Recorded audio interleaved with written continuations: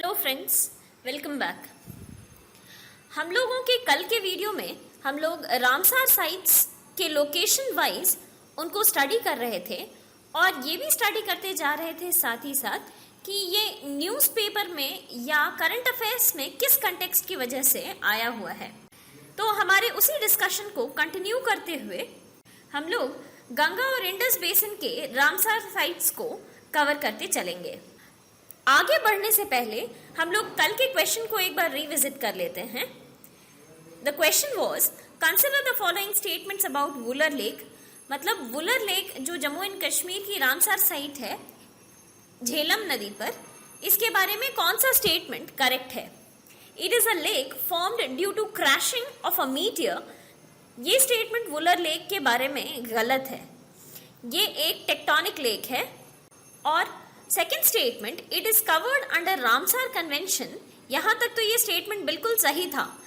And lies in the state of Himachal Pradesh, ये statement यहां पे गलत हो जाता है because Wular lake lies in the state of Jammu and Kashmir. इसलिए करेक्ट आंसर ऑप्शन डी होगा। आप लोगों में काफी लोगों ने आंसर डी को करेक्ट आंसर बताया है। अब बढ़ते हैं आज के रामसार साइट्स पर जो पंजाब स्टेट में लाई करती है। इसमें हरिके, कंजली और रोपर, ये 3 साइट्स पहले से ही डिक्लेयर्ड थे और वेरी रिसेंटली जो 10 रामसार साइट्स आए हैं उसमें नांगल, केशवपुर मियानी और ब्यास कंजर्वेशन रिजर्व है। हमारे कल के डिस्कशन से हम लोगों ने ये डिराइव किया था कि ब्यास नदी पर ही ब्यास कंजर्वेशन रिजर्व है। पोंग डैम भी है जो हिमाचल प्रदेश में लाई करता है।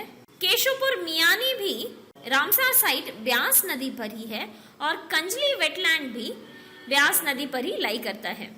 अपार्ट फ्रॉम दैट, ब्यास और सतलज के कन्फ्लुएंस पर हरिके वेटलैंड है और सतलज नदी पर ही नांगल वेटलैंड भी लाई करता है, ऑल्सो रोपर वेटलैंड। एक क्वेश्चन कमेंट सेक्शन में ये भी आया था कि left bank tributaries and right bank tributaries कैसे डिसाइड करते हैं कि अगर रिवर के फ्लो के डायरेक्शन से लेफ्ट साइड होगा तो वो लेफ्ट बैंक ट्रिब्यूटरी कहलाएगा और राइट साइड होगा तो राइट बैंक ट्रिब्यूटरी कहलाएगा।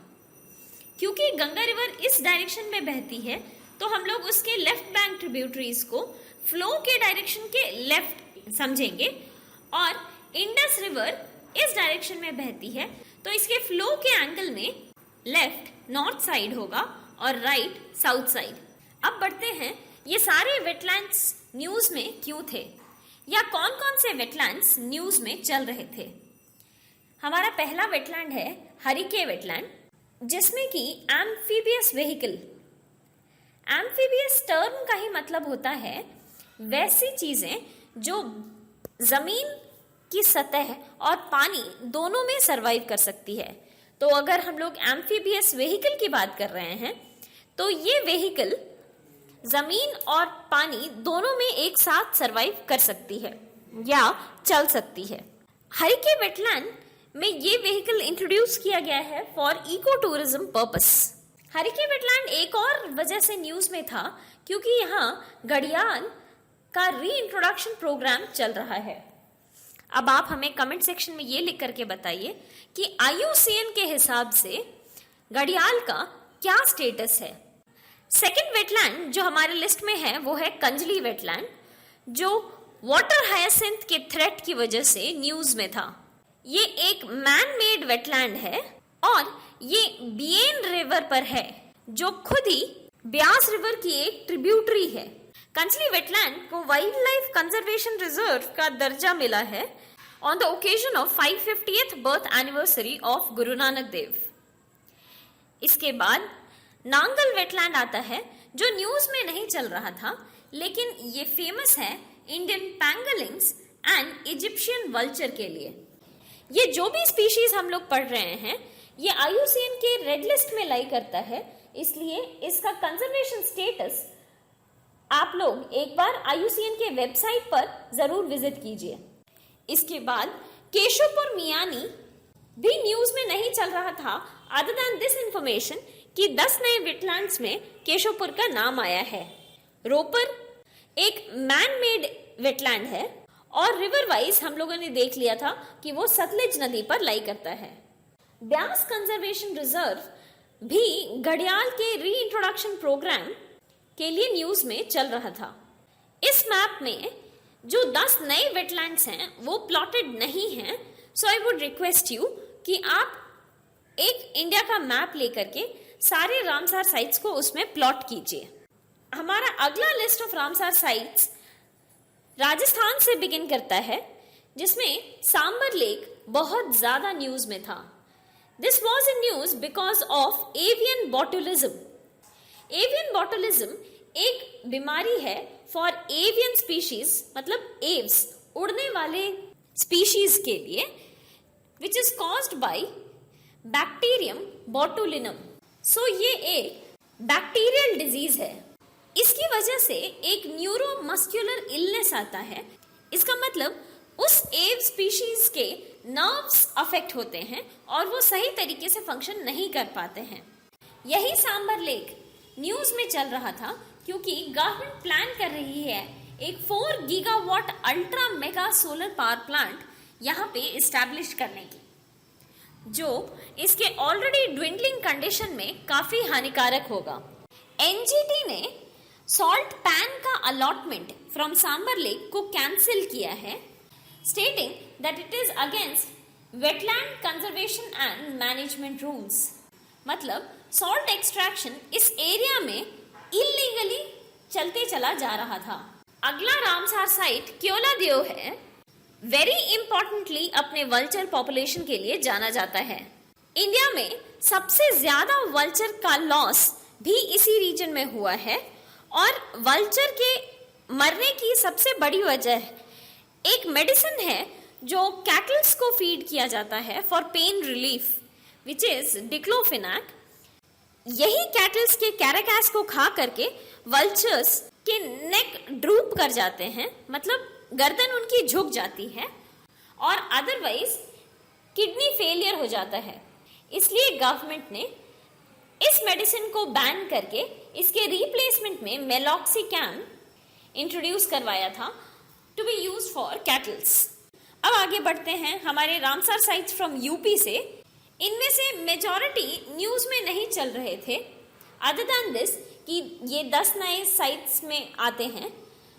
नवाबगंज, इसका रीनेमिंग हुआ था चंद्रशेखर आजाद के नाम से। ये गंगा नदी पर बेस्ड रामसार साइट है, जिसके अलावा समसपुर भी गंगा नदी पर बेस्ड है। संदीप बर्ड सैंचुरी भी गंगा रिवर पर ही है। ये सरसई नवर जो है ये बहुत फेमस है सारस क्रेन्स के लिए, जिसको लोकली इस रीजन में सरसई बुलाया जाता है। इसके अलावा जो इन्फॉर्मेशन हम लोग यहाँ से एक्सट्रैक्ट कर सकते हैं वो ये कि पार्वती अर्गा वेटलैंड गोमती रिवर के किनारे है, जो कि भी गंगा नदी की एक ट्रिब्यूटरी ही है। अब आगे बढ़ते हैं हमारे अगले रामसार साइट्स की तरफ, जिसमें एमपी में सिर्फ एक ही वेटलैंड है विच इज भोजताल। ये बेतवा नदी पर है, जो कि खुद यमुना की ट्रिब्यूटरी है। अगला रामसार साइट जो गुजरात में इकलौता रामसार साइट है वो है नल सरोवर, जो गल्फ ऑफ खंबात के पास लाई करता है। जो गल्फ ऑफ खंबात के पास लाई करता है ये गल्फ ऑफ कच्छ है और ये है गल्फ ऑफ खंबात। इसके अलावा वेस्ट बंगाल में ईस्ट कोलकाता वेटलैंड अपने मैंग्रोव डिप्लीशन की वजह से न्यूज में चल रहा था, और उड़ीसा से भीतरकनिका वेटलैंड हमेशा से 2 ही स्पीशीज की वजह से न्यूज में रहा है। One is salt water crocodile and the other one is olive ridley turtle. Olive ridley turtle इस जगह पर भी अपने नेस्टिंग के लिए आते हैं। नेक्स्ट जो हमारा वेटलैंड है वो उड़ीसा में लाई करता है, दैट इज चिल्का लेक। ये lake 20% of sea grasses from entire India hold करता है।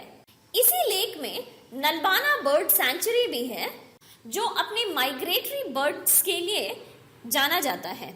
चिल्का लेक एक और वजह से न्यूज में था कि Mangal Jodi eco tourism trust, इस ऑर्गेनाइजेशन को अवार्ड मिला है from United Nations World Tourism Organization for the conservation of migratory birds here. पहले इस रीजन के लोग माइग्रेटरी बर्ड्स को खाया करते थे, लेकिन एक बार इसके कंजर्वेशन को लेकर के जब जागरूकता फैलाई गई तो माइग्रेटरी बर्ड्स धीरे धीरे करके यहाँ पर वापस आने लगे, जिसकी वजह से इनको वर्ल्ड टूरिज्म ऑर्गेनाइजेशन की तरफ से अवार्ड मिला था। अगला रामसार साइट जो आसाम से है दैट इज दीपोर बिल, और ये न्यूज में इसलिए चल रहा था क्योंकि NGT that is National Green Tribunal Assam government को सजेस्ट की है कि ये पूरे एरिया ऑफ दीपोर बिल को इको सेंसिटिव जोन डिक्लेयर किया जाए। इको सेंसिटिव जोन वैसे जोन को कहा जाता है जो एक protected area such as wildlife sanctuary या नेशनल पार्क के अराउंड 10 किलोमीटर का जोन होता है, जिसको कि ह्यूमन या इंडस्ट्रियल एक्टिविटीज के लिए रेस्ट्रिक्टेड रखा जाता है। दो और वेटलैंड्स जिन्हें हमें डिस्कस करने की जरूरत है, वन इज दीपोर बिल। दो और वेटलैंड्स जिसे हमें डिस्कस करने की जरूरत है that is Loktak lake in Manipur. Loktak lake Keibul Lamjao national park area में लाई करता है और अपने floating biomass also known as phumdis के लिए जाना जाता है। लोकटक लेक जैसा हमने पहले डिस्कस किया था मॉन्ट्रियल्स रिकॉर्ड में भी लाई करता है और एक national hydro electric power corporation की प्रोजेक्ट थी जो 2010 में बनी थी, जिसकी वजह से ये पूरा एरिया डिप्लीशन की तरफ काफी तेजी से बढ़ते चला जा रहा है। इस लेक को कंजर्व करने के लिए मणिपुर गवर्नमेंट ने फ्लोटिंग लैब की भी स्थापना की थी। अब बढ़ते हैं नॉर्थ साइड के आखिरी वेटलैंड पर दैट इज रुद्रसागर वेटलैंड जो त्रिपुरा में लाई करता है। इसके बाद दो और वेटलैंड नॉर्थ इंडिया में हैं। वन इज रुद्रसागर जो त्रिपुरा में लाई करता है and the second one is east Kolkata जो वेस्ट बंगाल में गंगा बेसिन में लाई करता है। अब आगे बढ़ने से पहले 3 इंपॉर्टेंट रिवर्स और उसके ट्रिब्यूटरीज को हम लोग विजिट कर लेते हैं सच दैट कि आगे के रामसार साइट्स के लिए हमें लोकेशन डिटेक्ट करना रिलेटिवली आसान रहेगा। गोदावरी रिवर का ओरिजिन त्र्यंबकेश्वर इन महाराष्ट्र में लाई करता है। गोदावरी रिवर की मेजर लेफ्ट बैंक ट्रिब्यूटरीज में है पूर्णा, प्राणहिता, इंद्रावती एंड लास्टली सबरी। गोदावरी की राइट बैंक इंपॉर्टेंट ट्रिब्यूटरीज में रिवर प्रवरा है और मंजरी रिवर है। गोदावरी नदी पर हमारे एक इंपॉर्टेंट वेटलैंड है जो महाराष्ट्र का इकलौता वेटलैंड है दैट इज नंदूर वेटलैंड। इसके बाद गोदावरी और कृष्णा के डेल्टा के बीच में कोलेरू वेटलैंड भी लाई करता है जो एक फ्रेश वाटर वेटलैंड है।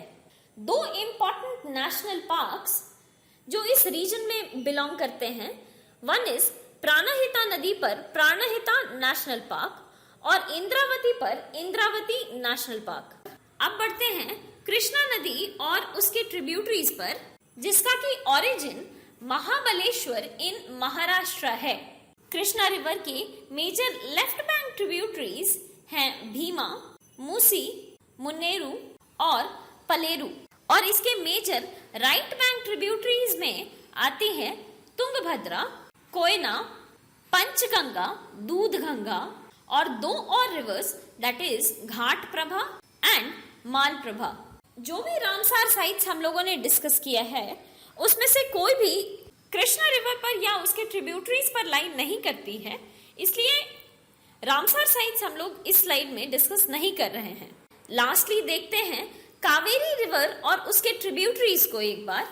कावेरी रिवर का ओरिजिन इज तल कावेरी इन कर्नाटका जो कि बे ऑफ बंगाल में ड्रेन करती है। इसके मेजर लेफ्ट बैंक ट्रिब्यूटरीज में आते हैं हेमावती, अर्कावती एंड शिमशा, और इसके मेजर राइट बैंक ट्रिब्यूटरीज में आती है लक्ष्मण तीर्था, कबिनी, भवानी और अमरावती। एक और मेजर राइट बैंक ट्रिब्यूटरी है दैट इज मोयार, जिसपे 3 इंपॉर्टेंट प्रोटेक्टेड एरियाज हैं नेमली मुद्दुमलाई, बांडीपुर और वायनाडू।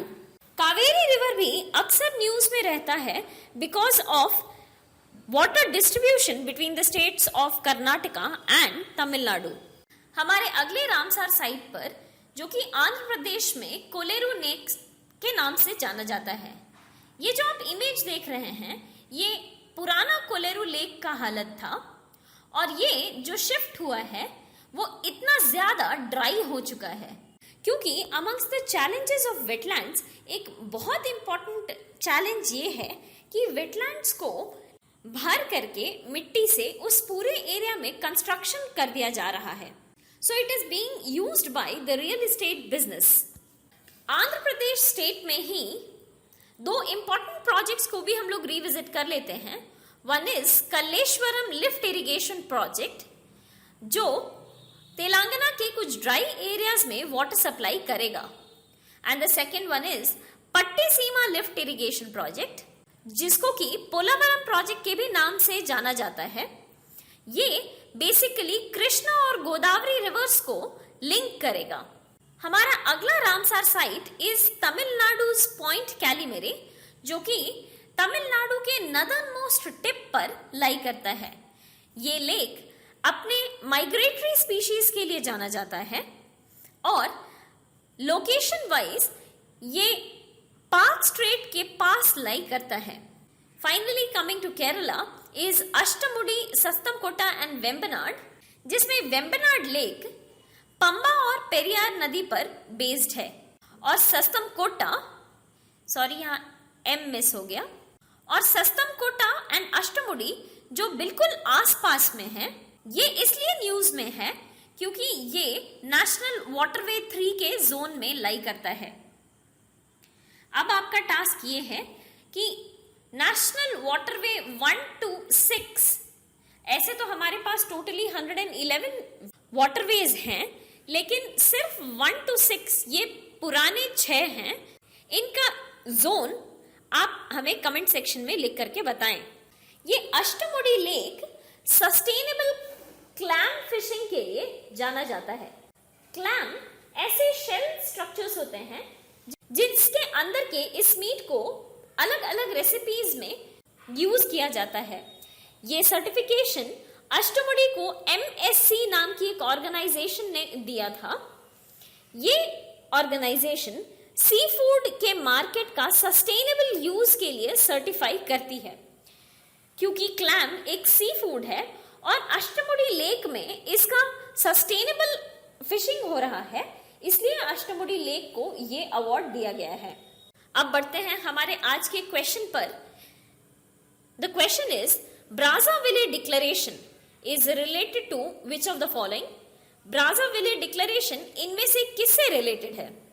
क्या ये वेटलैंड्स अक्रॉस द वर्ल्ड के बारे में है, या second option is national targets to stop desertification amongst members of UNCCD? UNCCD के सारे मेंबर्स ने क्या कोई नेशनल टारगेट्स मेंशन किया था टू स्टॉप डेजर्टिफिकेशन?